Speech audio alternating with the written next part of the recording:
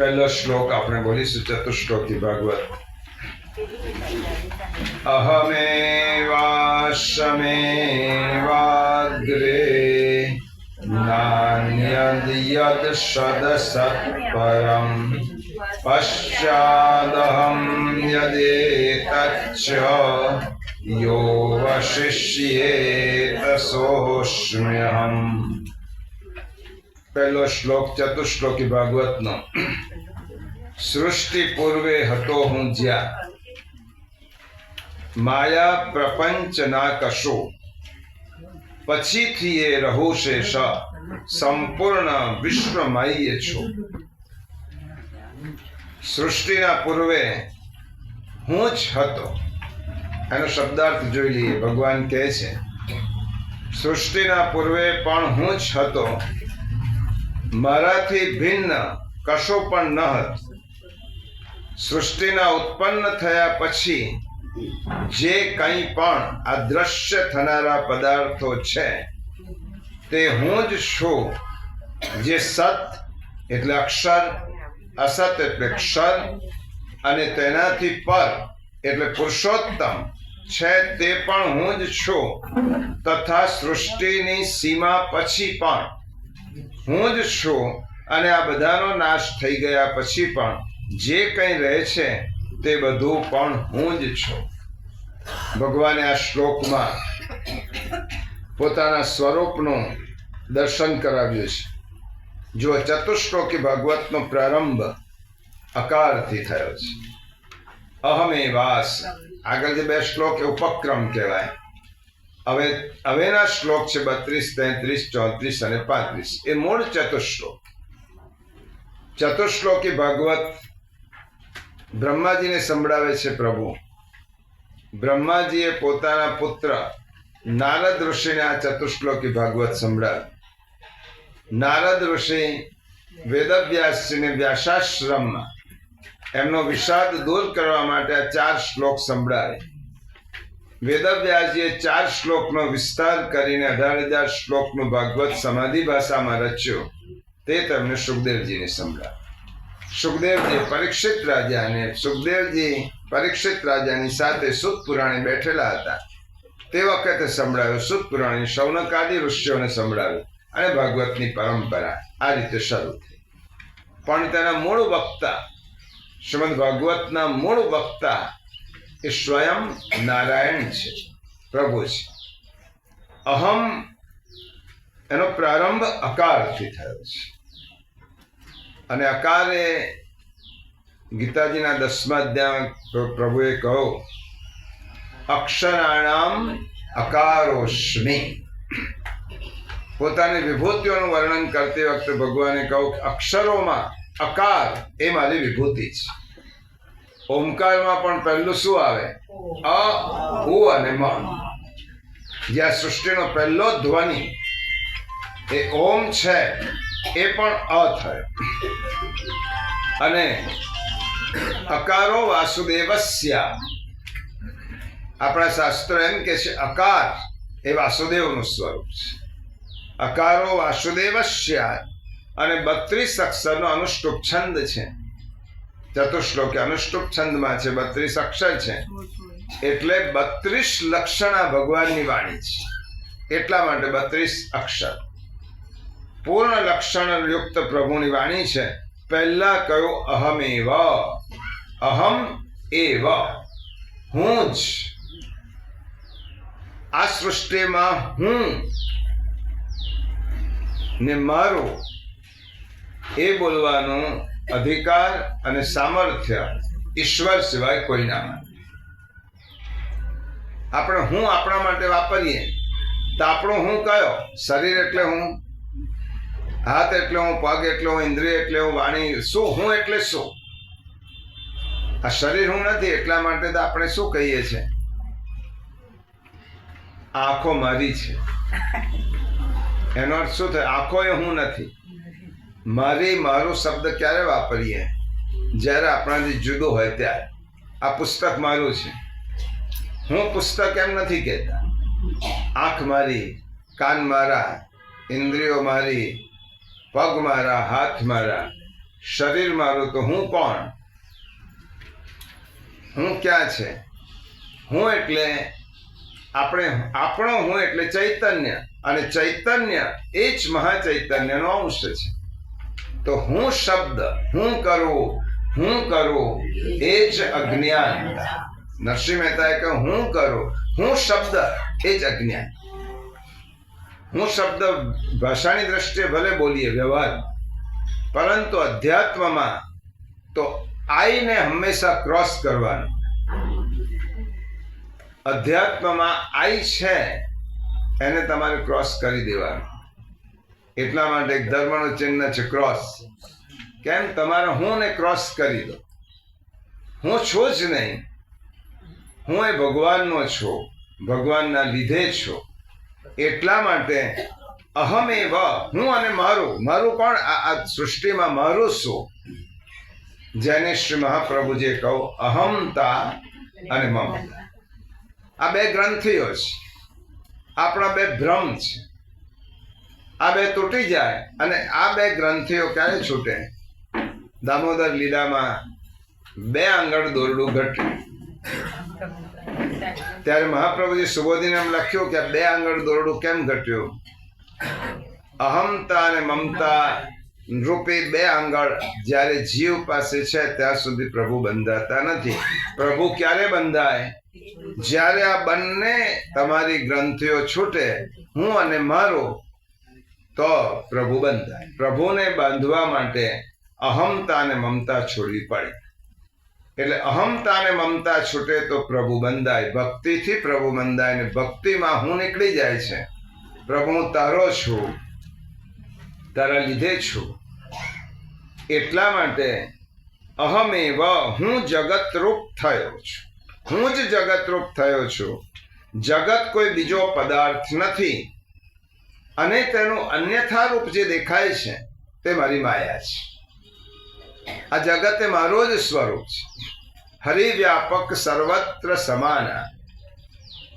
હરિ સર્વત્ર વ્યાપક છે, અને એ પ્રભુને આપણે જગતમાં પ્રભુ છે, જગત રૂપે જ પ્રભુ છે, તો આપણે દેખાતા કેમ નથી? કારણ કે માયાનું આવરણ છે. અન્યથા જે દેખાય છે એ માયા છે. અને ભગવાને કહ્યું છે કે સૃષ્ટિ પૂર્વમ અહમેવ. આ સૃષ્ટિની પૂર્વમાં, સૃષ્ટિની રચના થઈ તે પૂર્વ અહમેવ, આ સૃષ્ટિના સર્જન પહેલા હું જ હતો, અન્ય કાંઈ પદાર્થ હતું નહીં. મહાચૈતન્ય, આ બધા જ ચૈતન્યો મહાચૈતન્યનો એક અંશ છે. આપણે બધા મમૈવાંશો જીવલોકે જીવભૂત સનાતન. 15મા અધ્યાયમાં ગીતામાં કહું મમૈવાંશો જીવલોકે, હું આ જીવ એ મારો જ અંશ છે. અને શ્રુતિ કહે છે એકો નારાયણ આસિત. શ્રુતિ એટલે ઉપનિષદ કહે છે એકો નારાયણ આસિત ન બ્રહ્મા ન ચ શંકર. આ સૃષ્ટિના પ્રારંભમાં એકલા જ આદિ નારાયણ હતા, બ્રહ્મા પણ નહીં અને શંકર પણ. એમની તો ઉત્પત્તિ થઈ છે, પરંતુ સૃષ્ટિના આદિમાં આસીન ન બ્રહ્મા ન ચ શંકર, એક નારાયણ જ હતા. અને એટલે ઉપનિષદ કહે છે, જે ભાગવત કહે છે કે વાસુદેવો વા ઇદમગ્ર આસીન ન બ્રહ્મા ન શંકર. આ સંપૂર્ણ જગત પૂર્વે વાસુદેવ ભગવાન જ હતા. આ જો પહેલું જે ચતુશ્લોકીનું પહેલું અહમેવ, એનું સમર્થન ઉપનિષદમાં છે, શ્રીમદ ભગવદ્ ગીતામાં છે. મત્તઃ પરતરમ નાન્યત કિંચિદ અસ્તિ ધનંજય મયી સર્વમિદં પ્રોતમ સૂત્રે મણિગણાયુઃ. 7મા અધ્યાયમાં ભગવાને કહ્યું કે મત્તઃ પરતરમ નાન્યત, મારા સિવાય આ દુનિયામાં પરતરમ નાન્યત કિંચિત અસ્તિ, મારા સિવાય સૃષ્ટિમાં બીજું કંઈ જ નથી. અને બધા જ સૃષ્ટિના તત્વો સૂત્રે મણિ ગણાયવ, ધાગામાં જેવી રીતે મણિ પરોવાયેલા હોય એવી રીતે બધા પરોવાયેલા છે. એટલે મત્ત પરતમ નાન્યત કિંચિદ અસ્તિ ધનંજય, આથી સ્પષ્ટ થયું કે આદિ નારાયણ જગત પૂર્વે માત્ર ભગવાન જ હતા. એકવાર બ્રહ્માંડ ઘાટ ઉપર ઠાકોરજીએ મૃત્તિકા ભક્ષણની લીલા કરી છે. શ્રીમદ ગોકુલના બ્રહ્માંડ ઘાટ. અને દુર્વાસા મુનિએ સાંભળ્યું કે પરબ્રહ્મ પરમાત્મા શ્રી કૃષ્ણ સ્વરૂપે વ્રજમાં અવતરિત થયા છે. એટલે ચાલો હું દર્શન કરવા જઉં ભગવાનના. ઠાકોરજી પ્રભુ અવતર્યા છે. આવ્યા નંદાલયમાં. નંદાલયમાં આવીને ભગવત દર્શન માટે પૂછ્યું તો કે તો ઠાકોરજી બ્રહ્માંડ ઘાટ પર છે. દુર્વાસા આવ્યા. હવે બ્રહ્માંડ ઘાટ પર તે વખતે ઠાકોરજીની એક જુદી રમત ચાલતી હતી શ્રીદામા સાથે. રેતીનો મહેલ, રેતીનો ઢગલા ઉપર મહેલ બનાવવાની રમત. એક બનાવે બીજો તોડી નાખે, કોણ સારો મહેલ બનાવે. અને તે વખતે શ્રીદામાએ બાલ ઠાકોરજીનો બનાવેલો મહેલ, રેતીનો મહેલ તોડી નાખ્યો. એટલે ભગવાન રડવા લાગ્યા કે તે મારો મહેલ તોડી નાખ્યો, મહેલ તોડી નાખ્યો. અને દુર્વાસાએ જોયું. હું તો એના દર્શન કરવા માટે આવ્યો હતો કે જેને બ્રહ્માંડની રચના કરી છે. આ તો રેતીનો મહેલ તોડ્યો એટલા માટે રડે છે. આ થોડો ભગવાન હોય? આ ભગવાન ના હોય. ભગવાન સમજી ગયા દુર્વાસા જો દર્શન કરવા આવ્યા છે અને શંકા ગઈ છે.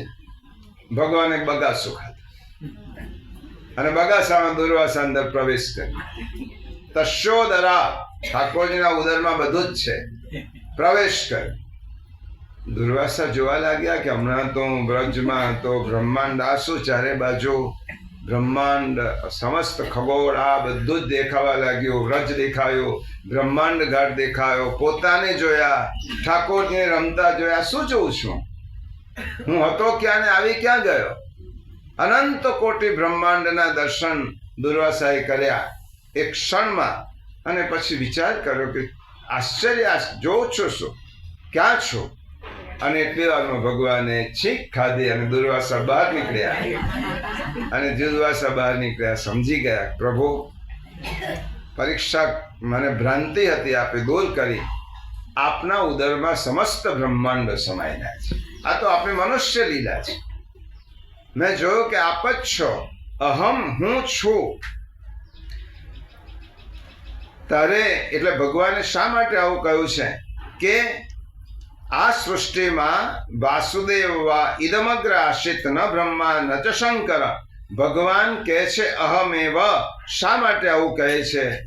તેનું કારણ ભગવાન પછી આપે છે. તારે તારું સ્વસ્વરૂપ, બ્રહ્માજીને કહે છે સ્વસ્વરૂપ અને બ્રહ્મ સ્વરૂપ આ જ જાણવું જોઈએ.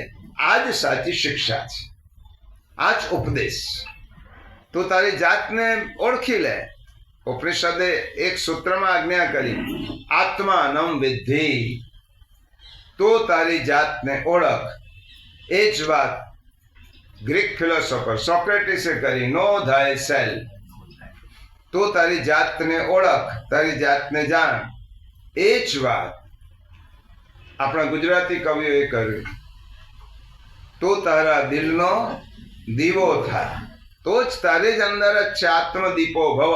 એ જ ગૌતમ બુદ્ધે કરી, અપદીપો ભવ, આત્મદીપો ભવ. ક્યાંય બીજે જવાની જરૂર નથી. તારે તારું સ્વસ્વરૂપ અને બ્રહ્મ સ્વરૂપ જાણી લેવું જોઈએ. અને તે જાણીશ એ જ સાચો ઉપદેશ છે, એ જ સાચી શિક્ષા છે. અને એટલા માટે આપણે પંચમ અવિદ્યામાં સ્વરૂપ વિસ્મૃતિ આવે છે. આપણે આપણા સ્વરૂપનું વિસ્મરણ થયું છે. અને સ્વરૂપનું વિસ્મરણ થયું છે આપણી અવિદ્યા છે. આપણે છીએ બીજા અને આપણી જાતને સમજીએ છીએ બીજા. આપણે છીએ ભગવાનના અંશ, આપણે સમજી બેઠા હું સંસારનો છું. આપણે છીએ પ્રભુના, આપણે એમ સમજી ગયા કે હું પરિવારનો છું, આનો છું, તેનો છું. આપણે મેળવવાનું છે પ્રભુ ભગવત પ્રાપ્તિ. આપણે એમ સમજ્યા કે મને પ્રતિષ્ઠા જોઈએ, પૈસા જોઈએ, પદ જોઈએ, બધું જોઈએ. એટલે આપણે આપણી જાતને ઓળખતા નથી. અને ભગવાને કહ્યું તારું સ્વસ્વરૂપ જાણ. આ જ શિક્ષા છે. સ્વસ્વરૂપનું જ્ઞાન થવું. હે બ્રહ્મા, તમે તમારી જાતને મારાથી અલગ માનશો તો અહંકાર થશે. જો કેટલી સીધી, બહુ આમ ગૂઢ વાત છે. આપણે જ્યારે આપણી જાતને ભગવાનથી જુદા માનીએ ત્યારે અહંકાર થાય, નહીં તો અહંકાર શેનો થાય? અને અહંકાર થાય છે એનો અર્થ એમ થાય કે આપણે આપણી જાતને ભગવાન સાથે જોડાયેલી માનતા નથી.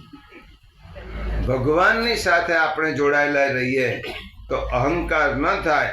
એટલે આપણે અહંકાર શેનો હોય છે? અસ્તિત્વનો હોય છે અને કર્તૃત્વનો. આ બે અહંકાર માણસને હોય. હું છું અને મેં કર્યું, અસ્તિત્વનો અહંકાર, એક્ઝિસ્ટન્સ, અને કર્તૃત્વ, આ હું કરું છું, મારાથી થાય છે, આ અહંકાર હોય છે. હું છું, આ મેં કર્યું છે. આ ભાવના ક્યારે આવશે?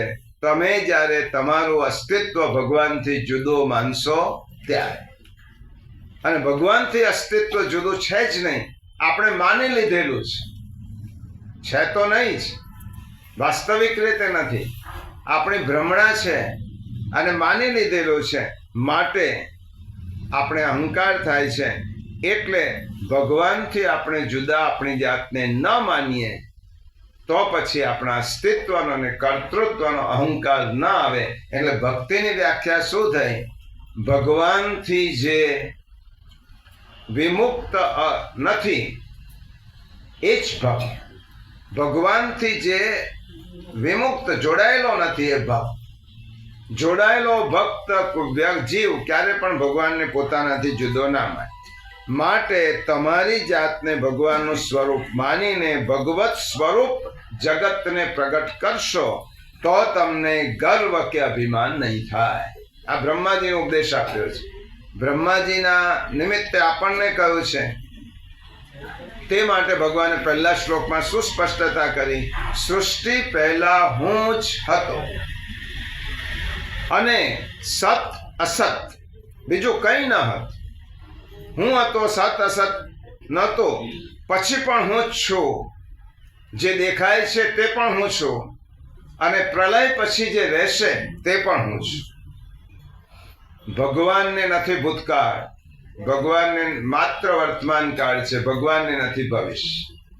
ના સતો વિદ્યતે ભાવો, ના ભાવો વિદ્યતે સત.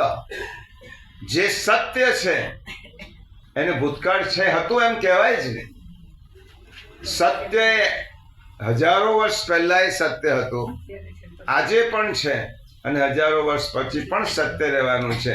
જેના ભાવમાં કોઈ ફેર પડતો નથી એ સત્ય કહેવાય. અને સત્ય એકમાત્ર ઈશ્વર છે. જે નાશવંત છે સત્ય કહેવાય જ નહીં. આજે આપણે સત્ય કેમ નથી? આજે છીએ, ગઈકાલે નહોતા, આવતીકાલે રહેવાના નથી. તો આપણે કેવી રીતે સત્ય? સત્ય તે છે ના સતો વિદ્યતે ભાવ. જે છે તેનો કોઈ દિવસ અભાવ થવાનો જ નથી. અને ના ભાવો વિદ્યતે સત. અસત ક્યારે પણ શાશ્વત રહેવાનું નથી. એટલા માટે ભગવાનને નથી ભૂતકાળ, નથી વર્તમાન, નથી ભવિષ્ય. ભગવાન તો સદાકાળ, સદા બહાર, સર્વત્ર છે. તો આ શ્લોકના 3 સિદ્ધાંતો શ્રીધરી ટીકામાં કયા છે. શ્રીધર સ્વામીએ પણ શ્રી મહાપ્રભુજી પહેલા, સુબોધિનીજી પહેલા શ્રીધરી ટીકા લખી છે. અને શ્રીધર સ્વામીની ટીકા શ્રી મહાપ્રભુજીએ એને અધિકૃત માન્ય રાખી છે. કારણ કે શ્રીધર સ્વામીના અર્થો બહુ સ્પષ્ટ છે અને મહાપ્રભુજીએ તે બધા જ અર્થોનો ક્યારેક સુબોધિનીજીમાં પણ તેનો સંદર્ભ લીધો છે. એટલા માટે શ્રીધર સ્વામીએ 3 સિદ્ધાંતો કયા? ભગવાન જ હતા તે વખતે બીજું કંઈ હતું નહીં, અને ભગવાન કંઈ કરતા ન હતા. આ પહેલો સિદ્ધાંત. ભગવાન જ હતા તે વખતે બીજું કંઈ હતું નહીં, અને ભગવાન કંઈ કરતા ન હતા. બીજો સિદ્ધાંત કયો? ભગવાન અનાદિ, અનંત અને અદ્વિતીય છે. અનંત છે, અદ્વિતીય છે અને અનાદિ છે. એમનો કોઈ આદિ નથી, કારણ કે એમનો પ્રગટ થવાનું થયો જ નથી. અનંત છે. કોઈ જગ્યાએ સીમિત નથી, સદાકાળ છે અને સર્વત્ર છે. ભગવાન સદાકાળ અને સર્વત્ર, એટલા માટે અનંત અને અદ્વિતીય, તેમના જેવો બીજો કોઈ નથી. આગળ સ્તુતિમાં સુખદેવજીએ કહ્યું ને અર્જુને પણ કહ્યું, પ્રભુ તમારી સ્તુતિ કેવી રીતે, તમારા જેવો બીજો કોઈ છે જ નહીં, તો તમારે ચડ્યા તો બીજો કોણ હોવા? તમારાથી બીજો, તમારા જેવો બીજો નથી તો તમારાથી ચડિયા તો બીજું કોણ હોય? અને ભગવાનની સત્તા ત્રણેય કાળમાં વ્યાપક છે. આ ત્રણ સિદ્ધાંતો શ્રીધરી ટીકામાં શ્રીધર સ્વામી લખ્યા. તો પ્રશ્ન થાય, ભગવાન છે જ તો દેખાતા કેમ નથી? આ પ્રશ્ન થાય ને, ભગવાન છે તો દેખાવા જોઈએ. એકવાર એક પંડિતને રાજાએ પ્રશ્ન એવો હતો, ત્રણ પંડિતને પૂછ્યું કે મેં ભાઈ બધા શાસ્ત્રો વાંચ્યા, તો પંડિતોનો પગાર આપું છું, મારા જેટલી સગવડ આપું છું, VIP ટ્રીટમેન્ટ આપું છું, ચાલો મને 3 જવાબ આપો. 3 પ્રશ્નોના જવાબ, 3 પ્રશ્નોના જવાબ આપો. ભગવાન ક્યાં છે? ભગવાન શું કરે છે? અને ભગવાનનું મોઢું કઈ દિશા તરફ છે? ભગવાન ક્યાં છે હોય તો દેખાવો જોઈએ. ભગવાનનું મોઢું કઈ દિશામાં છે અને ભગવાન શું કરે છે? આ 3 પ્રશ્નના જવાબ આપો. પંડિતને થયું કે આ રાજાએ પૂછ્યા છે, આના જવાબ તો હું કેવી રીતે આપું? જેવી રીતે ગુસાઈજીને પૂછ્યું હતું ને, બિરબલ, આપણે તાનસેનને, बिरबल ने पूछा कि भगवान कैसे मिले? એટલે ગુસાઈજી પાસે ગયા, आप जैसे हमको मिले ऐसे भगवान मिले. અને સમજો નહીં અકબર, ગુસાઈજી સ્પષ્ટતા કરી, તમે બાદશાહ છો, તમારી ઈચ્છા મને મળવાની હતી, મને બોલાયો, પણ કોઈ નાગરિકને એમ ઈચ્છા થાય કે તમને મળવું છે, તમે મળો ખરા. એટલા માટે ભગવાનની જ્યારે ઈચ્છા થાય કે આ જીવને મને મળવું છે તો ભગવાન મળે. વરણ એટલે શ્રી મહાપ્રભુ જેને વરણ કહે છે. આ શ્રુતિથી સાંભળવાથી આ જ્ઞાન નહીં, ભગવાન જેનું વરણ કરે તેને મળે. એટલે વરણનો માર્ગ છે પુષ્ટિ માર્ગ, કૃપાનો માર્ગ છે, પ્રભુની પસંદગીનો માર્ગ છે. એટલા માટે આ 3 પ્રશ્નો પૂછ્યા. પંડિતે બધા શાસ્ત્રો કે મને એક વાક્યમાં જવાબ આપો, મારે બધું આમ સપ્તાહ નથી ગોઠવતી, એક વાક્યમાં જવાબ આપ. પંડિત મૂંઝાયો કે શું જવાબ આપવા. હવે રાજાએ 7 દિવસની અંદર મને કોઈ પણ સંજોગોમાં 3ના જવાબ જોઈએ.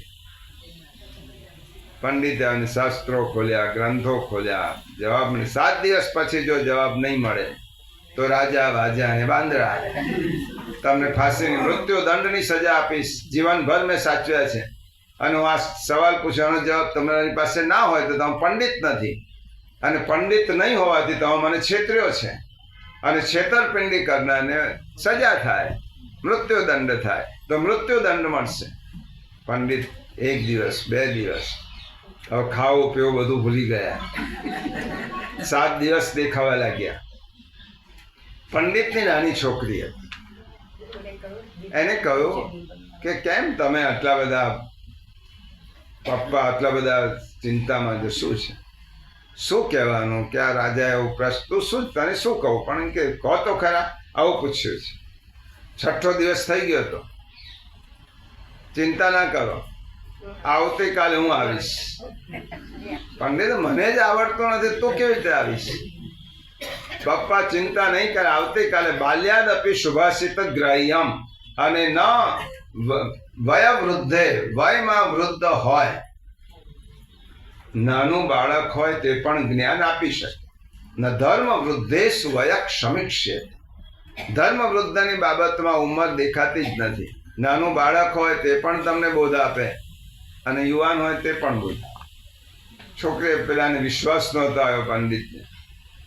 હવે એને થયું કે છોકરી કહે છે ચાલો હવે રાત દરમિયાન જઈએ તો ઘરા મોટો. અને 6ઠ્ઠે દિવસે રાજાએ પૂછ્યું, પંડિત જવાબ તૈયાર છે ને? રાજા સાહેબ, તમે એટલા સહેલા પ્રશ્નો પૂછ્યા છે કે આનો જવાબ હું શું આપું? એ તો મારી છોકરી આપી. આના જવાબમાં મને શું આટલો મોટો પંડિત ને આટલા સામાન્ય સવાલ? રાજાને આશ્ચર્ય થયું. તો તમારી પણ તમારી દીકરીને પૂછીશ, પછી બીજા દેવ આખી ભર સભા નાની છોકરી જવાબ આપવાની હોય અને જવાબ મેળવવાનો હોય, આખી સભા ભરાઈ.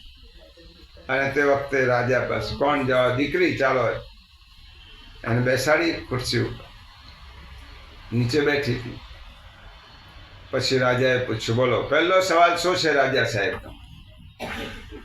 કે ભગવાન ક્યાં છે અને છે તો દેખાતા કેમ નથી? દીકરીએ કહ્યું, ભગવાન તો સર્વત્ર છે, તો દેખાતા કેમ નથી? દૂધ મંગાવો, દૂધ મંગાવો, દૂધ મંગાવો. કેમ દૂધનું શું કામ છે? રાજા દૂધ મંગાવો.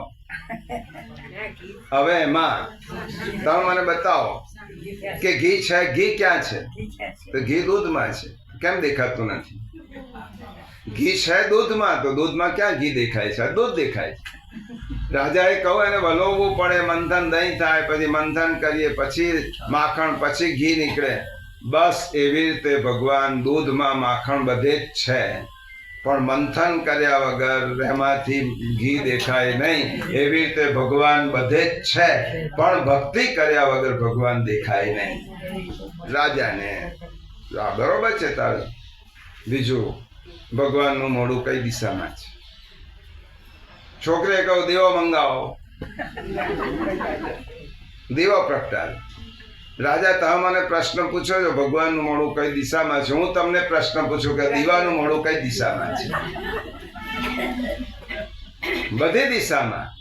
તો બસ ભગવાન બધી દિશામાં જુએ છે. આ દીવો બધી દિશામાં એનું મોઢું છે, તો ભગવાન પણ બધી દિશામાં છે. સારું, ભગવાન શું કરે છે? રાજા, હવે તો હું ગુરુ છું, તો મને પ્રશ્ન જવાબ આપ્યો ને, તમે સિંહાસન પરથી ઉઠો. રાજા કે ઉઠવાનું? હા, તમે હમણાં મારું માનવું પડશે. આ પ્રશ્નનો જવાબ જોઈતો હોય. તમે નીચે બેસો. અને વજીરને કહું, ચાલો ઉપર બેસો. તમે વજીર ગભરાવા લાગ્યો કે રાજાને દેખતા હું સિંહાસન પર કેવી રીતે બેસું? ના, હું કહું છું ને ઉપર બેસો. વજીરને રાજ સિંહાસન પર બેસાડ્યો, રાજાને વજીરની ખુરશી પર બેસાડ્યો. છોકરીએ કહ્યું, બસ આ જવાબ મારો તમને મળી ગયો ને? ભગવાન આ કરે છે, એક જન્મે સિંહાસન પર બેસાડે અને બીજા જન્મે તમારે ઉતારીને નીચે પણ તસ્માત મૂષકો ભવ, પાછો અંદર પણ બનાવી દે. પ્રભુ જેવી રીતે કર્મ પ્રમાણે કોઈને ઉપર, કોઈને નીચે, કોઈને વચ્ચે, કોઈને પશુઓ નહીં, કોઈને મોઢીઓ નહીં, કોઈને અસુરીઓ નહીં, કોઈને માનવ, કોઈને દેવ, આવી રીતે ભગવાન આ કરે છે. આ ભગવાન આ કરે છે. તો પ્રભુ આ કરે છે, તો ભગવાન છે તો દેખાતા કેમ નથી? એટલા માટે કહ્યું કે તેનું કારણ શું છે? તો પ્રભુએ કહ્યું, આ 3 પ્રશ્નો શ્રીધર સ્વામીના. તમે કહો છો ભગવાન છે જ, અહમેવા સમેવાગ્રે નાન્યદ્યત સદસત પરમ પશ્ચાદહમ યદેતચ્ચ યો શિષ્યેત સોસ્મ્ય. આનો અનુવાદ તો એટલો જ થયો કે પહેલા હું હતો, જગતમાં સર્વત્ર હું છું, અને જગતનો લય થયા પછી પણ હું રહેવાનું છું. તો ભગવાન દેખાતા કેમ નથી? બીજો જવાબ ઠાકોરજીએ સ્વયં પરમાત્માએ બીજા શ્લોકમાં આપ્યો છે. આ શ્રીધર સ્વામીએ પ્રશ્ન કયો, એનો જવાબ આપ્યો. જુઓ, ઋતેર્થમ યત પ્રતીયેત ન પ્રતીયેત ચાત્મનિ તદ્વિદ્યાદાત્મનો માયામ યથા ભાષો યથા તમઃ ચૈતન્ય આત્મ સર્વત્ર પ્રભતિ તોયનાથતિ નેમાનો આત્મમાયાથી યથા દેખાય બેશશી. ભગવાને ઉપમા આપી છે, જે વાસ્તવિક વસ્તુ નથી પણ આત્મારૂપ આશ્રયને લીધે જણાય છે, અને જે વાસ્તવિક વસ્તુ છે તે નથી જણાતી, તેને મારી માયા જાણવી. જેમ ચંદ્ર એક જ છે તો પણ નેત્ર વિકારને લીધે 2 હોય તેવો આભાસ થાય છે, અને રાહુ ગ્રહ મંડળમાં રહેલો છે તો પણ દેખાતો નથી. હવે ભગવાન કહે છે, આ જગત મારા વિના જે દેખાય છે એ મારી માયા છે. હવે ભગવાને શબ્દ વાપર્યો છે ઋતેર્થમ યત પ્રતીયેત ન પ્રતીયેત ચાત્મની તદ્વિદ્યાત્મનો માયા. એ મારી માયા છે. હવે માયા એટલે શું? વેદાંતનો શબ્દ છે, ભાગવતમાં આવે છે, ગીતામાં આવે છે. માયા શું છે? તો માયાની બે શક્તિ છે. આ સમજી લો. ભાગવત સમજવા માટે આ બસ તત્વજ્ઞાન જરૂરી છે, ગીતા સમજવા માટે જરૂરી છે. માયા માયા બધા જ બોલીએ છીએ, માયાવાદી, માયા વાદ, આ બધું. પણ માયા શું છે? માયાની બે શક્તિ છે. એક આવરણ શક્તિ અને બીજું વિક્ષેપ શક્તિ. માયા બે કામ કરે છે.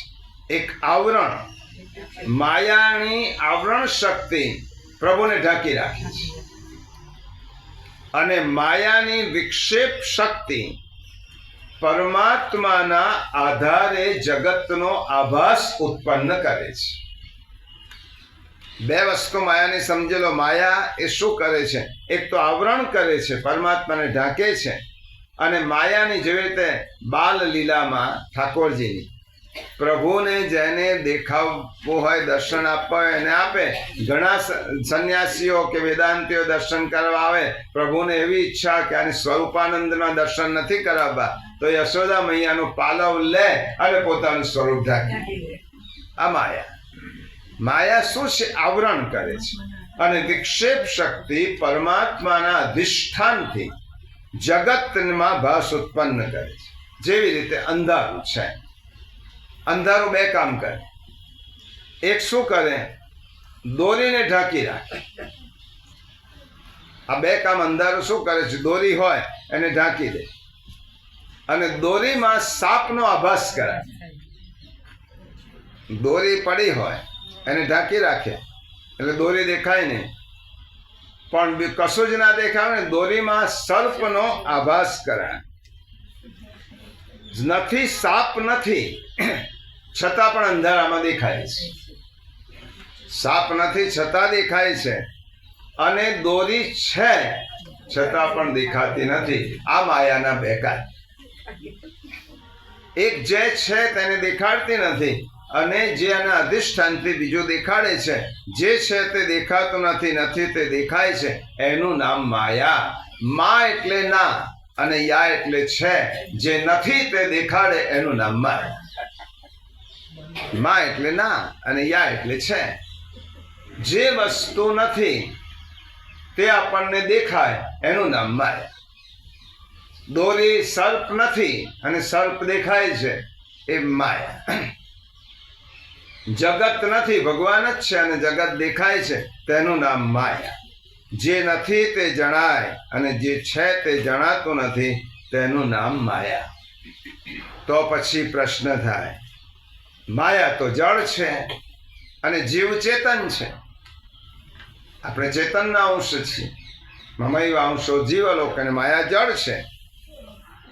તો મહાપ્રભુજીએ જે પ્રશ્ન ઉત્પન્ન કર્યો એ અહીં થયો. જીવનો માયા સાથે સંબંધ કેમ થયો? આ માયા સાથે જીવનો સંબંધ થયો કેવી રીતે, કેમ થયો? ત્યારે સુખદેવજી મહારાજ પરીક્ષિત રાજાને કહે છે, ને ભગવાન બ્રહ્માજીને કહે છે, હે રાજન, જો માયા ખોટી છે તો માયા સાથે જીવનો સંબંધ પણ ખોટો છે. માયા ખોટી જ છે તો એની સાથેનો સંબંધ પણ ખોટો છે. આ પ્રશ્ન જ બરાબર નથી કે માયાનો સંબંધ શો થયો. તત્વ દ્રષ્ટિથી જ્યારે આપણે વિચારીએ તો જે સંબંધ જ નથી તે થયો ક્યારથી એમ પૂછાય. સંબંધ જ ના હોય તો એ સંબંધ ક્યારથી થયો એ કેવી રીતે પૂછાય? એટલા માટે સ્વપ્નમાં બધું જ જગત દેખાય છે. સ્વપ્નમાં આપણે જુદા જુદા દ્રશ્યો જોઈએ છીએ, પરંતુ સ્વપ્નની જે ક્રિયા છે એ સત્ય નથી, વાસ્તવિક નથી. છતાં આપણે સ્વપ્ન જોઈએ છે. સ્વપ્નમાં બધું જ જોઈએ છે. એટલે સ્વપ્ન જોનારો એકલો જ સત્ય છે, બાકી બધું ખોટું છે. સ્વપ્ન જે જુએ છે એકલો જ સાચો, અને બાકી જે બધું જ દેખાય છે એ ખોટું. કારણ કે આ માયા છે તો સ્વપ્ન જોનારને સ્વપ્નના દ્રશ્ય પદાર્થો સાથે સંબંધ હતો જ નહીં, છે જ નહીં અને રહેવાનો નથી. એટલા માટે સ્વપ્ન જોનાર ઘરમાં છે, પથારીમાં છે અને સ્વપ્ન દ્રષ્ટાનો દ્રશ્ય પદાર્થ સાથે જે સંબંધ છે તે ખોટો છે. કોઈએ સ્વપ્નમાં જોયું કે હું જંગલમાં ગયો છું, સ્વપ્નમાં જો જંગલમાં છું, વાઘ પડ્યો, સ્વપ્નનું જંગલ સાચું ખોટું? ખોટું. એ તો પથારીમાં છે, ક્યાં જંગલમાં છે.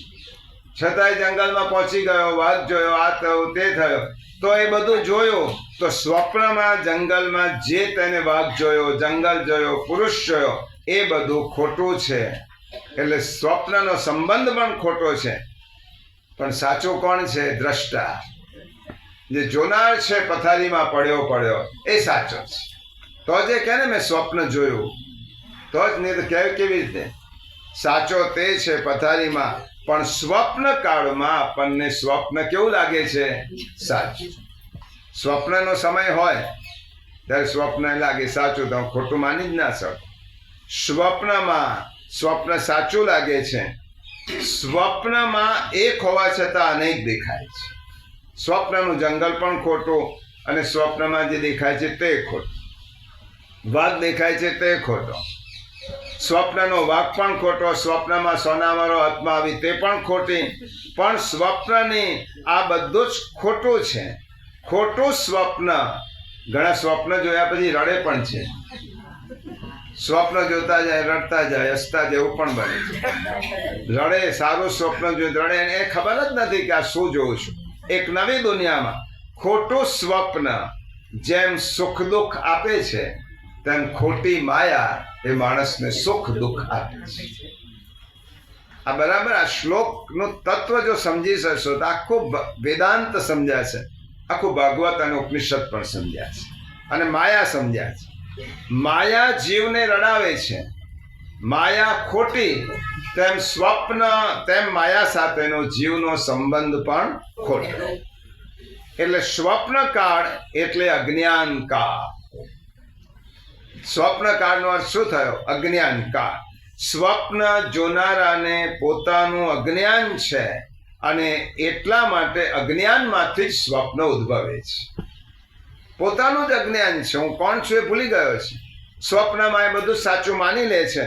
સ્વપ્નનો સંસાર જેમ સ્વપ્ન દ્રષ્ટાને અજ્ઞાનથી જ દેખાય છે. પોતાનું અજ્ઞાન છે એટલે તેવું જ આ જગતનું છે. તેવું આ જગતનું. જગત એ કેવળ મનનો વિલાસ છે. ફેર એટલો છે, પેલું કલાકનું હોય છે, આ 50 વર્ષનું, 60 વર્ષનું હોય, 70 વર્ષનું. સ્વપ્નમાં જેવી રીતે છે તેવી રીતે સ્વપ્નના જગત અને જાગ્રત અવસ્થામાં બહુ ફેર નથી. એક થોડો સમય ટકે છે અને એક બહુ લાંબો સમય ટકે છે. આટલો જ ફેર છે. આ જ માયા છે. પણ બંનેનો વિનાશ છે અને જેનો વિનાશ છે તે સત્ય નથી. તો માયા કોના જેવી છે? માયા એ છાયા જેવી છે. માયાને કેવી ઉપમા અપાય? છાયાનું અસ્તિત્વ ખરું. માયા એ છાયા જેવી છે. છાયા કોઈના હાથમાં આવી છે આજ સુધી? કોઈ એમ કહેશે કે મને મારી છાયાને પકડવી છે, પકડાય? રામચંદ્રજી વાલ્મીકી રામાયણમાં આવું કૌશલ્યા માતાને કહ્યું હતું, માં મને ચંદ્ર જોઈએ, ચંદ્રને પકડવો છે. હવે ચંદ્રને કેવી રીતે પકડાય? એટલે કૌશલ્યા માતાએ મોટું વાસણ લીધું, પાણી ભર્યું અને ચંદ્રનું પ્રતિબિંબ થયું. જો આ ચંદ્ર છે અને રામચંદ્ર પ્રભુ પકડમાં પકડાતો તો છે નહીં, છે જ નહીં તો પકડાય ક્યાં? ચંદ્રનો આભાસ એ પ્રતિબિંબ છે. એટલા માટે માયા છાયા જેવી છે. છાયા કોઈના હાથમાં આવતી નથી. છાયાને કોઈ પકડી શકે નહીં. છતાં પણ છાયા દેખાય છે. છતાંય છાયા તો દેખાય છે, એને પકડી શકાતું નથી. પણ માનવ જ્યારે દીવાની સન્મુખ હોય, તમે જ્યારે સૂર્યની પ્રકાશની સામે ઉભા રહો તો માયા દેખાતી નથી અને એનાથી વિમુખ થઈ જાઓ તો માયા દેખાય છે. તો પ્રકાશની સામે ઉભા રહો તો માયા નહીં દેખાય. છાયા નહીં દેખાય, અને પ્રકાશની વિરુદ્ધ ઉભા રહેશો તો છાયા દેખાશે. તેવી રીતે આ જીવ પરમાત્માની સન્મુખ ઊભો હોય તો તેને માયા દેખાતી નથી, અને પરમાત્માથી વિમુખ થઈ જાય તો માયા તેને તેની બતાવે છે, માયા જોવાય છે. એટલા માટે પરમાત્માનું વિસ્મરણ એનું નામ માયા, અને પરમાત્માનું સ્મરણ એનું નામ વિદ્યા. પરમાત્માનું સ્મરણ એ જ વિદ્યા, એ જ જ્ઞાન. અંધકારનું અસ્તિત્વ ખરું? કોઈ એમ કે અંધકાર છે, અંધકારનું શું અસ્તિત્વ, એક્ઝિસ્ટન્સ શું અંધકાર છે? ના, અંધકારનું અસ્તિત્વ જ નહીં. અંધકાર છે શું? આ અંધારું છે શું? અંધારા જેવું કશું છે જ નહીં, માત્ર પ્રકાશનો અભાવ છે. પ્રકાશનો અભાવ એ જ અંધારાનું અસ્તિત્વ. પ્રકાશનો અભાવ. તેમ માયાનું અસ્તિત્વ ખરું? ના. તો માયા શું છે? જ્ઞાનનો અભાવ. તેનું નામ અજ્ઞાન, તેનું નામ માયા. એટલે ગીતામાં ભગવાને કહ્યું, મામેવ યે પ્રપદ્યન્તે માયામ એતામ તરંતિ તે. જે મને પામે છે, જે મારી સામે ઉભો રહે છે, મારી સન્મુખ છે, મારું સ્મરણ કરે છે, માયામ એતામ તરંતિ તે, એ માયાને તરી ગયા છે. પણ જે મારાથી વિમુખ છે, મારું વિસ્મરણ કરે છે, એને માયા પકડે છે.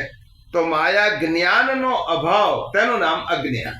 અજ્ઞાન જેવું કોઈ વસ્તુ જ નથી, અંધકાર જેવી કોઈ વસ્તુ જ નથી, એનું અસ્તિત્વ નથી. તો અંધકાર શું છે? પ્રકાશનો અભાવ, એ અંધકાર. અજ્ઞાન છે જ નહીં, જ્ઞાનનો અભાવ, એનું નામ અજ્ઞાન. સ્વપ્ન કોને સુખ દુઃખ આપે? સુતેલા. જે સુઈ ગયો છે તેને સ્વપ્ન સુખી કરે કે દુઃખી કરે? પણ જે જાગેલો છે એને કોઈ દિવસ સ્વપ્ન આવે? આવે તો દિવા સ્વપ્ન હોય, હું આમ થઈશ ને શ્રીમંત થઈશ ને, એ બધા શેખ ચલ્લીના વિચારો. સુતેલાને સ્વપ્ન આવે છે, જાગૃતને નથી આવતો. એવી રીતે સુતેલો વ્યક્તિ છે એ સંસારમાં સપડાય છે, અને જાગેલો વ્યક્તિ છે તે ભગવાનને પામે છે. તસ્માત જાગ્રહી જાગૃહી, માટે જાગો. માટે કયો?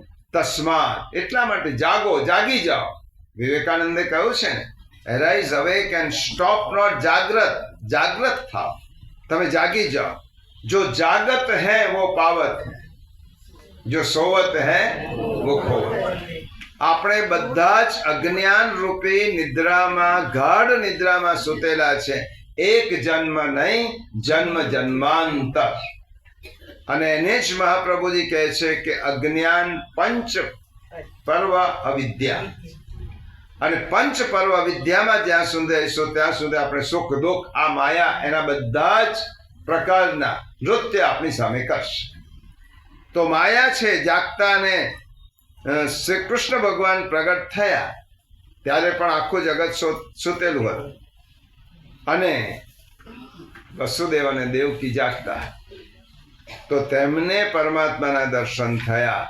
તો હવે જીવનો માયા સાથેનો સાચો સંબંધ નથી, કારણ કે માયા અને આદિ નથી, પણ એનો અંત આવે છે.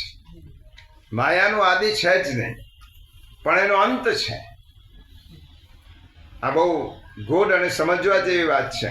તમે કહો આદિ હોય એનો અંત, માયાને આદિ નથી પણ અંત છે.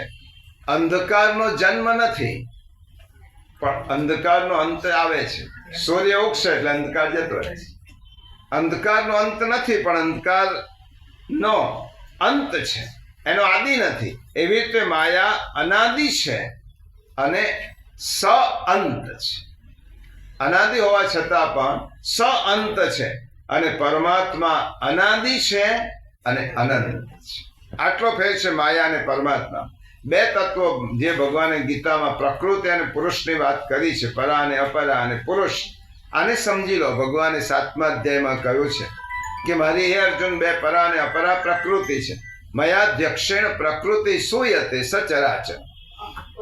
પણ હવે દાખલા તરીકે એમ સમજો કે ગુજરાતમાં રહેનાર કોઈ ભાઈ છે, એને તમે પૂછો, વડોદરાના કોઈ ભાઈને, કે તને કન્નડ ભાષા આવડે છે? તમે કોઈને પૂછો કન્નડ ભાષા આવડે છે? તો પેલો ભાઈ તમને શું કહે છે? હું ગુજરાત છું, મને કન્નડ નથી આવડતું, કન્નડ આવડતી નથી. તેને પૂછીએ કે તને કન્નડ ભાષાનું અજ્ઞાન ક્યારથી છે? ક્યારથી છે શું પૂછો છો? એ તો છે જ. એનો કઈ તારીખ થોડી હોય કે આ તારીખથી મને કન્નડ ભાષા નથી આવડતી. એ તો છે જ. કન્નડ ભાષાનું અજ્ઞાન કેટલા વખતથી છે એ જવાબ ન આપી શકે, પણ સમજી લો તેની ટ્રાન્સફર થઈ અને પછી કન્નડ ભાષાની લોકોની એની કંપનીમાં ટ્રાન્સફર થઈ 2-5 વર્ષ થયા અને તેને કન્નડ ભાષા આવડી ગઈ.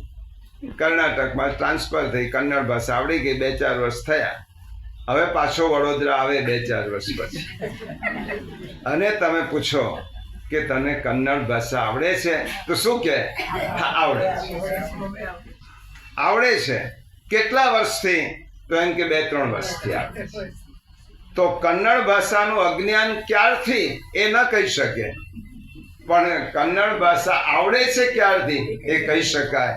એવી રીતે કન્નડનું જ્ઞાન ક્યારથી થયું એ કહી શકાય, પણ તેનું અજ્ઞાન ક્યારથી હતું એ ન કહી શકાય. તેવી રીતે અજ્ઞાનનો આરંભ નથી પણ અંત છે. અજ્ઞાનનો આરંભ નથી પણ અંત છે. અજ્ઞાનનો અંત જ્ઞાનથી આવે.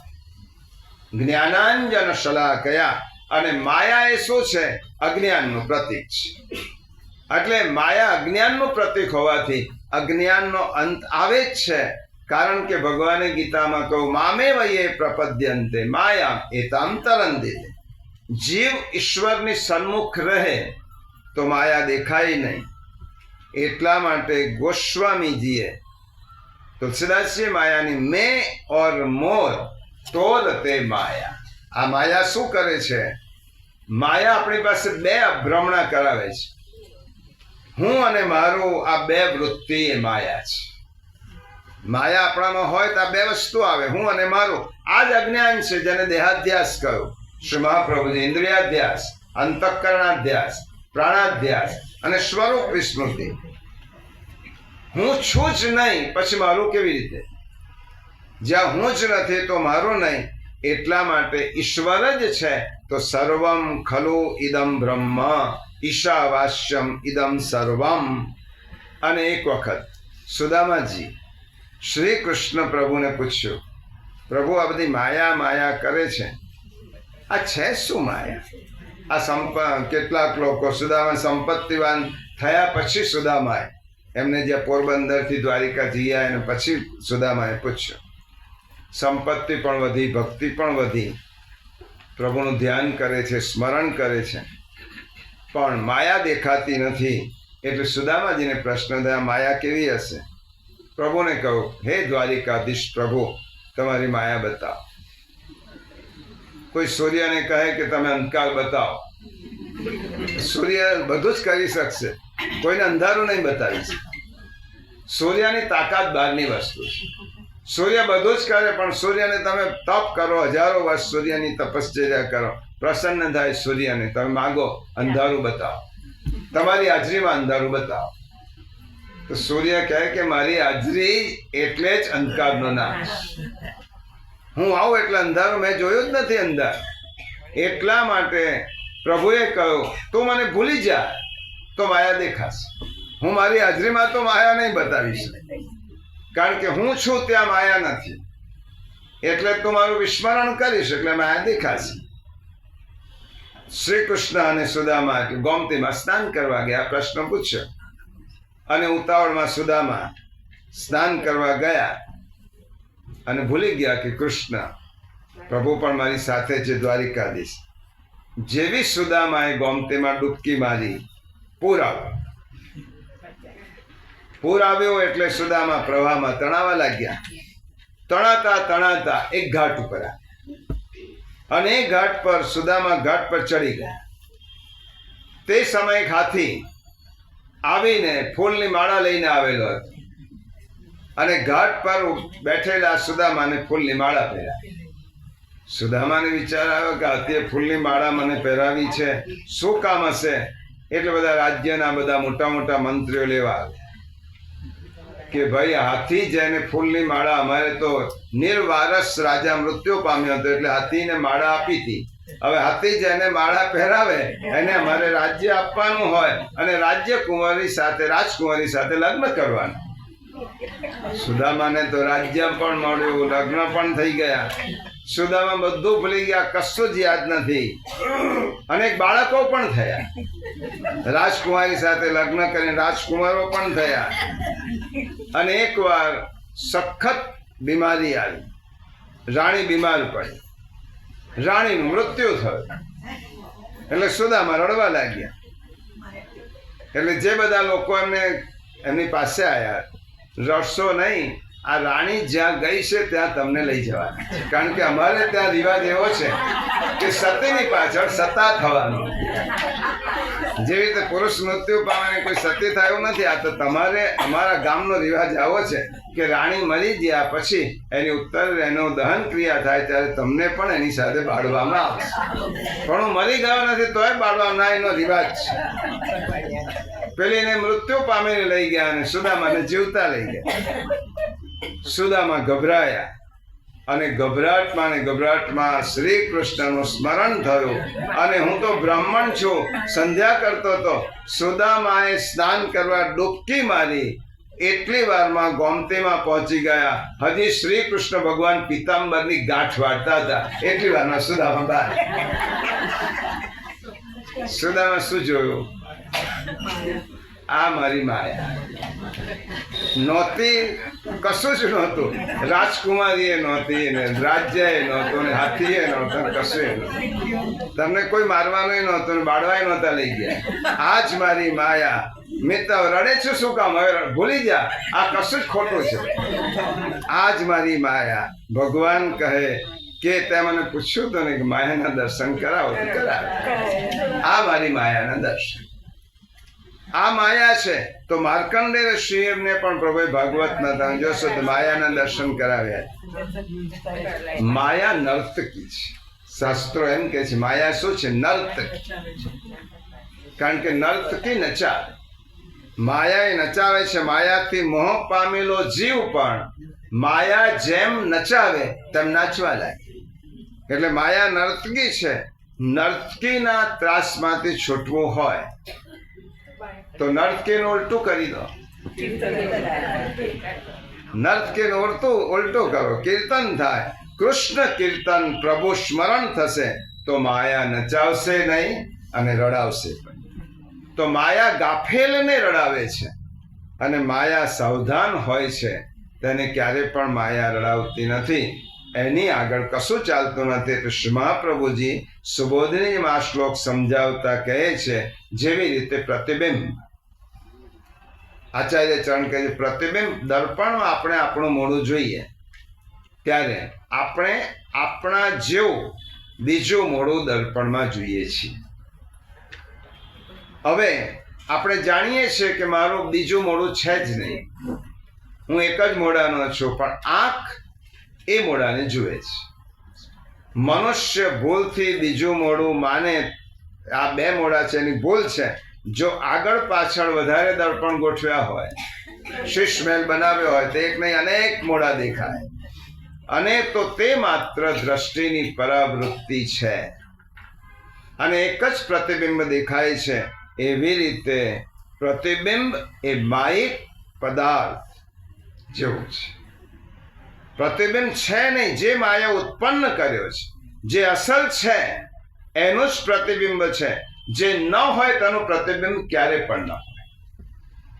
રાસ પંચાધ્યાયમાં ભગવાન સુખદેવજી મહારાજને પ્રશ્ન પૂછે છે પરીક્ષિત, ત્યારે પરીક્ષિતને જવાબ આપે છે કે પ્રભુએ રાસલીલા કેવી રીતે કરી? યથા પ્રતિબિંબ, જેવી રીતે એક બાળક પોતાના પ્રતિબિંબની સાથે નૃત્ય કરે એવી રીતે પ્રભુએ ગોપીઓ સાથે રાસ કર્યો છે. બીજું હતું જ નહીં, એક જ કૃષ્ણ હતા. એટલા માટે તેજના અભાવમાં અંધકાર ઉત્પન્ન થાય છે. યથા ભાસો યથા તમ, તેવી રીતે માયા મોહિત પુરુષની બુદ્ધિમાં બે જાતની વિષમતા ઉત્પન્ન કરે છે. જેવી રીતે પ્રતિબિંબ મોહિત પુરુષ હોય છે, બે જાતની વિષમતા. એક બ્રહ્મનું આચ્છાદન, બ્રહ્મને ઢાંકી રાખે છે, અને બીજું બ્રહ્માના અધિષ્ઠાનમાં એ જગતને દેખાડે છે. આ બે કામ કરે છે. આ બંને દૂર કરવા માટે શું કરવું? આ બંનેને દૂર કરવું શું કરવું? રોજ ઈશ્વરનું સ્મરણ કરો. હું પ્રભુનો છું. એક વખત એક રાજા, એક ગામનો નગરનો રાજા, એને એવી ટેવ, વિચિત્ર ટેવો હોય રાજાને, આપણા ભારતનો નતો, બીજા દેશનો હતો. અને વિચિત્ર ટેવો હતી કે રોજ એક શીશ મહેલ બાંધ્યો, તેને બહુ મોટો કાચનું ઘર જેવું બાંધ્યું હતું. કૂતરાને મંગાવે, રોજ એક કૂતરો જોઈએ. એની રમત, એને શોખ હતો, દરેક જણને જુદો શોખ હતો. કૂતરાને મંગાવે, કૂતરાને પેલા કાચના એમાં દાખલ કરે. એટલે કૂતરો કાચના બધા જ જે શીશા ગોઠવેલા હોય એમાં પોતાનું પ્રતિબિંબ છે. અને એક કૂતરો બીજા કૂતરાને જોયા પછી ભસે, તો પેલો કૂતરો પોતાના પ્રતિબિંબને જોઈને એટલો ભસે, અને કાચ સાથે મોઢું અથડાવતો જાય, લોહી લુહાણ થતો જાય. અને એમ કરતા કરતા કૂતરો જ્યાં સુધી મરી ન જાય ત્યાં સુધી રાજાની રમત પૂરી ના થાય. એક દિવસ, બે દિવસ, આ રોજ એને ટેવ પડી ગઈ. કોઈ વસ્તુની તમે ટેવ પાડો, પછી ટેવ નથી પડતી, તમે પડી જાઓ. એટલા માટે હવે બીજો કૂતરો, એમ કરતા કરતા કૂતરાઓ પૂરા થઈ ગયા આખા ગામમાં. એક કૂતરો મળે જ નહીં. બધા જ કૂતરાઓ લાવો કઈ ને. રાજાએ તો ઓર્ડર કર્યો, કૂતરો જોઈએ જ. હવે આસપાસના બધા સેવકો શોધવા ગયા, કૂતરાને લાવવો ક્યાંથી, કૂતરો શોધવો ક્યાંથી. દૂર દૂર જંગલમાં ગયા. એક ઋષિએ પોતાના આશ્રમમાં એક કૂતરો રાખ્યો. પેલા લોકો જોયું કે આ કૂતરો તો છે, ચાલો આપણું કામ થઈ ગયું, આજનો દિવસ તો નીકળી જશે, કાલની વાત કાલે. એ કૂતરાને ઋષિને કહ્યું, આ કૂતરાને લઈ જવો છે. ઋષિએ કહ્યું, રાજાએ મંગાવ્યો છે, એમ કહીને કૂતરો લઈ આવ્યો. કૂતરાને લઈને ગયા. રાજાને તો ચાલો આજનો દિવસ પૂરો થશે, એમ કહીને કૂતરાને પેલા શીશ મહેલમાં પ્રવેશ કરાય. કૂતરાએ અંદર પ્રવેશ કર્યો, એનું પ્રતિબિંબ જોયું. કૂતરાએ કોઈ પ્રતિભાવ ના આપે. રાજા વિચાર કરે છે, એક અડધો કલાક રહે છે, 1 કલાક, આ કૂતરો ભસતો નથી, લડતો નથી, અંદર મસ્તીથી ફર્યા કરે છે, કેમ આવે છે? શું કારણ છે? કોણે ત્યાંથી કૂતરો લાયા છે? કેમ કે ઋષિને ત્યાંથી બોલાવો. ઋષિને, આવો કૂતરો તમે જોયો જ નથી, કે બીજા કૂતરાને જોઈને ભસે જ નહીં. આવો કૂતરો પહેલી વાર જોયો. ઋષિને બોલાવે. કેમ તમારો કૂતરાને તમે શું શીખવાડ્યું છે કે આ અંદર જાય છે, એનું ભસતો નથી પ્રતિબિંબ છે? ઋષિ કહો, આજે નહીં ભસે, કાલે નહીં ભસે. કેમ? એને ખબર છે કે આ પ્રતિબિંબ એ હું જ છું. કેવી રીતે ખબર છે? તો રોજ જ્યારે હું મારે તિલક કરું કપાલ પર, ઠાકોરજીનું ચંદન કરું, ત્યારે કૂતરાને હું ચંદન કરીને રોજ અરીસો બતાવું છું. એટલે કૂતરાને ખબર છે કે અરીસામાં છે તે હું જ છું. એટલા માટે હવે તેને ભસે ને, એને અરીસામાં પ્રતિબિંબ જોઈને કૂતરાને એમ લાગે છે કે હું છું. કૂતરો મર્યો કેમ નહીં? કારણ કે એને રોજ ઋષિ પોતાના સ્વરૂપનું ભાન કરાવતા હતા, એટલે કૂતરો બચી ગયો. આપણે આપણા સ્વરૂપનું ભાન રોજ કરતા નથી, એટલા માટે આપણે નાશ પામીએ છીએ, આપણે બીજાને બીજો ગણીએ છીએ. આત્મ એવ સર્વત્ર. પોતાની દ્રષ્ટિથી જ્યારે બીજાને, ગીતામાં ભગવાને કહ્યું આત્મવત સર્વભૂતેષુ, પોતાની જ દ્રષ્ટિથી જ્યારે તમે બીજાને જુઓ તો ડર ના રહે. અને એ ડર ના રહે એટલા માટે માયા શું કરે છે? મહાપ્રભુજી કહે છે આ બે કામ કરે છે માયા. અને આ પ્રમાણે પ્રમેય ભગવદ સ્વરૂપ અને પ્રમાણ વેદાદિનું નિરૂપણ કરી અને હવે પ્રભુ 3જા શ્લોકમાં ભગવાનનું 2 શ્લોકથી નિરૂપણ કરે છે. એક શ્લોકને થોડું વિવરણ કરી અને આજના વિરામ આપીશું 10 મિનિટ, કારણ કે કાલે આપણે કપિલ ગીતામાં નંદ મહોત્સવની ઉજવણી પણ કરવાની છે. હવે 2 શ્લોક છે, 3જો શ્લોક બોલી આ વિષયને આપણે આવતીકાલના સેશનમાં વિરામ આપીશું અને પછી તરત જ કપિલ ગીતા કરીશું. यथा महान्ति भूतानि भूतेषुश्चावचेष्वनु प्रविष्टान्यप्रविष्टानि तथा तेषु न तेष्वहम् यथा पंच महाभूतो ऊंच नीच शरीरमा अप्रविष्ट प्रवेशेला वासे भाषु पृथक यदा જેમ પ્રાણીઓના નાના મોટા શરીરોમાં આકાશાદી 5 મહાભૂત પ્રવિષ્ટ પણ છે અને પ્રવિષ્ટ પણ નથી, પણ એ જ પ્રમાણે તેમનામાં હું પ્રવિષ્ટ છું અને વાસ્તવમાં હું પ્રવિષ્ટ નથી. પણ પછી ચોથો શ્લોક કયો, એતાવદેવ જિજ્ઞાસ્યમ તત્વ જિજ્ઞાસુનાત્મનમ અન્વય વ્યતિરેકાભ્યામ યત સ્યાત સર્વત્ર સર્વદા તત્વ જિજ્ઞાસુ આત્માને જાણવા જોગ તત્વએ અન્વયે વ્યતિરેકેથી સદા સર્વત્ર આત્મ છે. પરમાત્માના તત્વને જાણવાની ઈચ્છાવાળા મનુષ્ય વિધિ રૂપે અથવા પરમાત્મા આવા છે એવા ભાવથી જાણવા, નિષેધ રૂપે પરમાત્મા આવા પણ નથી એવા ભાવથી એટલું જ જાણવું જરૂરી છે કે પરમાત્મા સર્વ દેશ અને સર્વ કાળમાં વિદ્યમાન છે. ચતુશ્લોકી ભાગવતના 3જા શ્લોકમાં આજ્ઞા કરી, આ બધાના શરીરમાં પંચ મહાભૂત છે પણ ખરા અને નથી પણ ખરા. જો આ આજ્ઞા દ્વિવિધ બેવડી છે પણ ખરા અને નથી પણ. આપણને પ્રશ્ન થાય કે એવું કેવી રીતે? જો છે તો નથી ના કહેવાય અને નથી તો છે ના કહેવાય. તો કહે છે અંશ રૂપે છે અને પૂર્ણ રૂપે નથી. જીવ ભગવાનનો અંશ છે, આ સત્ય છે. એટલે ભગવાન જીવમાં છે, જીવ માત્રમાં છે, પરંતુ જીવ ભગવાન નથી, કારણ કે પૂર્ણતઃ એ ઈશ્વર નથી, અંશ રૂપે છે. એટલે જીવ ભગવાન છે પણ ખરો એ સાચો અને જીવ ભગવાન નથી પણ ખરો એ પણ સાચું. જીવ ભગવાન છે અને નથી આ બંને સાચું. કારણ કે અહમ બ્રહ્માસ્મિ આની ગેરસમજણ એટલી થઈ છે, હું બ્રહ્મા છું, અહમ બ્રહ્માસ્મિ. અને આ બ્રહ્માસ્મિની એક જણને અનુભૂતિ થઈ. એક જણને થયું કે આ ઘરમાં આટલું બધું નુકસાન થાય છે એટલે ઉંદરો વધી ગયા છે, એટલે બિલાડીને પાડો.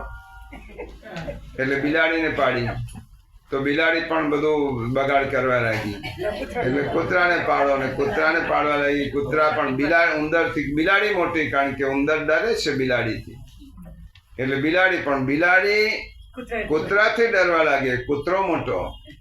હવે કૂતરાને એકવાર પેલા લાકડી લઈને દૂધપાકમાં માથું નાખ્યું એટલે મારવા આવ્યો. કૂતરો ડરતો ડરતો ગયો.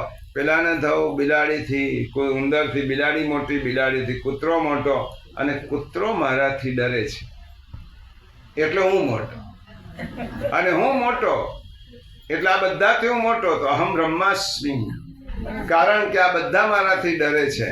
તો એવી રીતે અહમ બ્રહ્માસ્મિ આ ઉપનિષદનો તાત્વિક સિદ્ધાંત છે. પણ એ સિદ્ધાંત આ ચતુશ્લોકીમાં જોઈએ અંશતઃ આપણે ત્યારે જ કહી શકીએ કે જ્યારે આપણી સમગ્ર અનુભૂતિ બ્રહ્મમય થઈ જાય ત્યારે અહમ બ્રહ્માસ્મિ વાસ્તવિક ખ્યાલ છે, દાર્શનિક ખ્યાલ છે, સાચો ખ્યાલ છે. પણ ચતુશ્લોકીમાં કહ્યું કે ભગવાન અંશ રૂપે મારામાં છે એ વાત સાચી અને પૂર્ણતઃ નથી, એટલા માટે પૂર્ણ રૂપે નથી. એવી જેવી રીતે એક મોટા વર્તુળમાં નાનું વર્તુળ હોય. આ શ્લોકમાં ભગવાને શું કહો, પંચભૂત શરીરમાં પંચ મહાભૂત છે પણ ખરા અને નથી પણ. હવે એક બહુ મોટું સર્કલ હોય, વર્તુળ.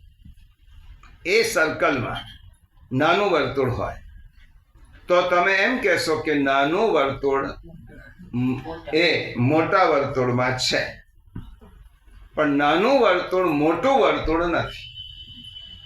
મોટા વર્તુળમાં નાનું વર્તુળ છે જ એમ પણ કહેવાય, પણ અંશ રૂપે છે અને મોટું વર્તુળ નાના વર્તુળમાં નથી. તમે એમ કહેશો કે મોટામાં નાનું છે તો નાનામાં મોટું કેવી રીતે હોય? એકમાં છે પરમાત્મા, જીવ માત્રમાં પરમાત્મા છે. પણ જીવ જ્યારે એમ કહેવા લાગે કે હું જ પરમાત્મા છું, મારી જ પૂજા કરો, મારી જ મોટાઈ કરો, મારી આરાધના કરો, ત્યારે મોટામાં નાનું આવી જાય પણ નાનામાં મોટું આવે નહીં. અને આપણે પેલા બહુ મોટા વૈજ્ઞાનિક જેવી ભૂલ કરીએ છીએ. આઈન્સ્ટાઈન એને કેવી ભૂલ કરી કે નાના ઉંદરને જવા માટે નાનું કાણું અને મોટાને જવા માટે મોટું. પેલા એના માણસે કહો કે સાહેબ આટલી મોટી ભૂલ કેમ કરો છો? મોટામાંથી બે જતા રહે તો બે માટે જુદું શું કામ? મોટામાંથી જ નાનું જાય, મોટું જાય તો નાનું પણ જાય. એવી રીતે આપણે મોટામાં નાનું સમય જાય. જીવ પરમાત્મામાં જીવ સમાવિષ્ટ છે, જીવમાં પરમાત્મા સમાવિષ્ટ નથી. કારણ કે પૂર્ણતઃ પરમાત્મા તો સમગ્ર બ્રહ્માંડમાં વ્યાપ્ત છે. અને છતાં પણ જેમ કે હવે જેવી રીતે ઘરમાં આ ભાગવતમાં આ વ્યવહારિક વાત એવી રીતે કરી છે, ઘરમાં થોડુંક ઘી રહ્યું હોય, થોડુંક ઘી બાકી છે, અને ઘરવાળી બધી જ બહેનોની આવી ટેવ, થોડું બાકી હોય તો ઘરવાળાને એમ જ કહે કે હવે કશું જ નથી, બધું ખલાસ. આ બધાના ઘરનો અનુભવ છે. આ ઘર કી કહાની. થોડું હોય તો એમ કે નથી, એમ ઘરમાં ઘી જ નથી. વાસ્તવમાં ઘી છે, પણ ઘી છે બહુ થોડું છે, ગણતરીમાં લઈ શકાય તેમ નથી.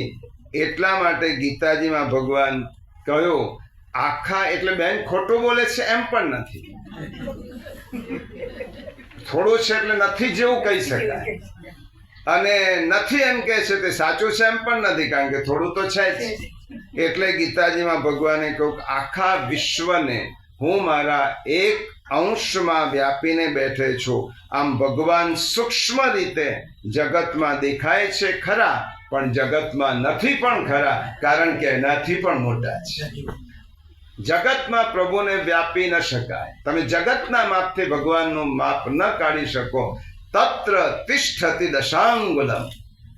આખું જગત માપ્યા પછી પણ જે 10 આંગળ બાકી રહે એ બ્રહ્મ છે.